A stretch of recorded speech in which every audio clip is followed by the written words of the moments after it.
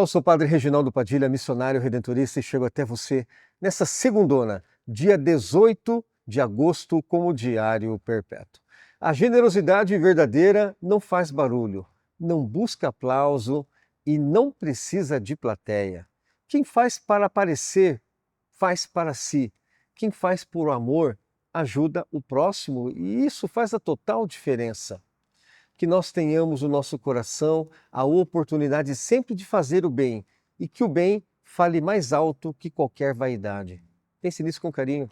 Desejo a você e a sua família uma segunda-feira iluminada, uma semana iluminada, sob o olhar copioso da Mãe do Perpétuo Socorro, em nome do Pai, do Filho, do Espírito Santo. Amém.